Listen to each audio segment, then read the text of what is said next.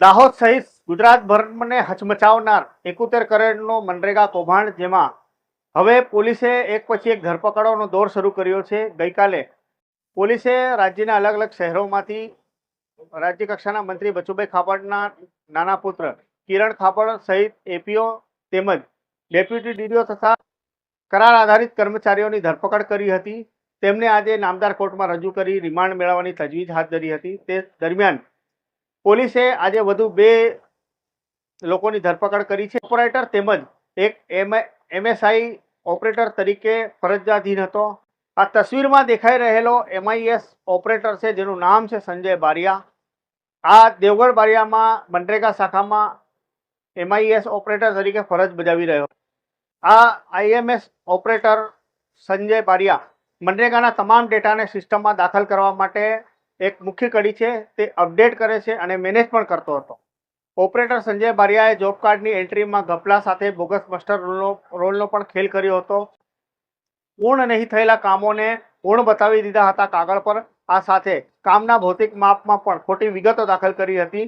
જરૂરિયાત કરતાં વધુ કામ બતાવ્યું હતું. આ સાથે મળતિયાઓના બેંક ખાતાના નંબર પણ દાખલ કરીને ભંડોળ રિલીઝ કરવા સહિતની સંબંધિત પ્રક્રિયામાં ખોટી એન્ટ્રીઓ કરી હતી. આ સાથે અધિકારીઓના યુઝર આઈડી અને પાસવર્ડનો દુરુપયોગ પણ એમઆઈએસ ઓપરેટર સંજય બારિયાએ કર્યો હતો. પોલીસે આને કોર્ટમાં રજૂ કરી તેના 14 દિવસના રિમાન્ડની માંગણી કરી હતી, જેના સંદર્ભમાં કોર્ટે તેના 6 દિવસના રિમાન્ડ મંજૂર કર્યા છે. આ બીજી તસવીર આપ જોઈ રહ્યા છો.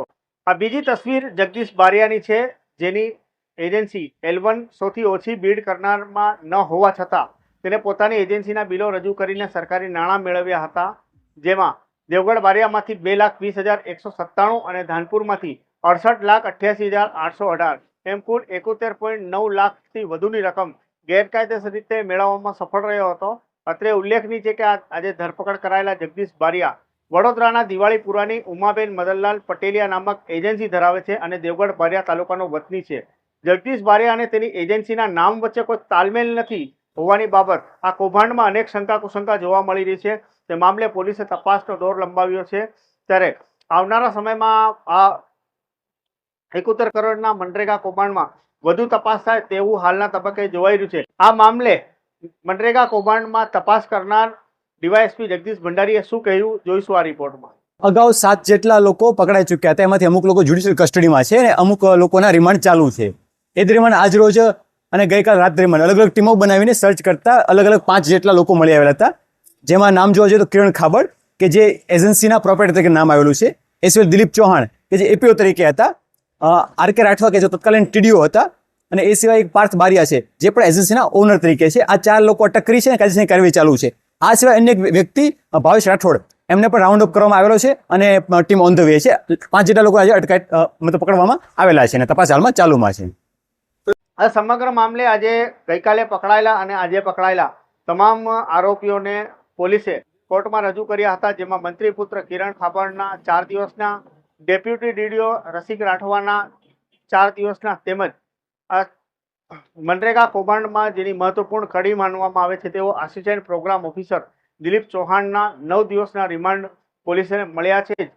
ગઈકાલે થી રાઉન્ડ અપ કરાયેલા ભાવેશ રાઠોડ તેને આજે કોર્ટમાં રજૂ કર્યો હતો અને પોલીસે તેના 9 દિવસના રિમાન્ડ મેળવવામાં સફળતા મેળવી છે. તેવી જ રીતે આજે પકડાયેલા બંને પ્રોપરાઇટરો એમઆઈએસ ઓપરેટરને પણ પોલીસે કોર્ટમાં રજૂ કર્યો હતો. બંનેના કોર્ટે 6 દિવસના રિમાન્ડ મંજૂર કર્યા છે. આ મામલે મનરેગા કૌભાંડમાં કોંગ્રેસ વિપક્ષની ભૂમિકામાં છે અને ભારતીય જનતા પાર્ટી તેમજ ખાસ કરીને મંત્રી ઉપર આક્ષેપો લગાવી રહ્યા છે અને મંત્રીમંડળમાંથી દૂર કરવાની વાતો કરી રહ્યા છે. તે દરમિયાન વિરોધ પક્ષના નેતા અમિત ચાવડા દાહોદ મુકામે આવી રહ્યા છે. તે પહેલા રાજ્ય કક્ષાના મંત્રી બચુભાઈ ખાબડ, જેમના બંને પુત્રો હાલ મનરેગા કૌભાંડના આરોપમાં પોલીસ કસ્ટડીમાં છે. આ સમગ્ર મામલે શું કહ્યું રાજ્ય કક્ષાના મંત્રી બચુ ખાબડે, જોઈશું આ રિપોર્ટમાં. એટલે આ બચુ ખાબડની બાઇટ. તો દર્શકો, આ સમગ્ર મામલો હવે વેગ પકડી લીધો છે. આ 71 કરોડના મનરેગાના કામોમાં એક પછી એક ધરપકડો શરૂ થઈ ગઈ છે. પોલીસે પ્રોપરાઇટરો, સરકારી કર્મચારીઓ અને અધિકારીઓ સહિત કુલ 14 લોકોની અત્યાર સુધીમાં ધરપકડ કરી છે અને તમામ આ પકડાયેલોમાંથી કેટલાકના રિમાન્ડ પૂરા થતાં તેમને જ્યુડિશિયલ કસ્ટડીમાં મોકલાયા છે, ત્યારે કેટલાકને હવે રિમાન્ડ હેઠળ લેવાની પ્રક્રિયા હાથ ધરવામાં આવી છે. હવે આવનાર સમયમાં વધુ ધરપકડો આ મામલે કરવામાં આવશે અને આગામી સમયમાં આ 71 કરોડના મનરેગા કૌભાંડમાં કેવા પ્રકારના ખુલાસા થાય છે તે જોવું રહ્યું.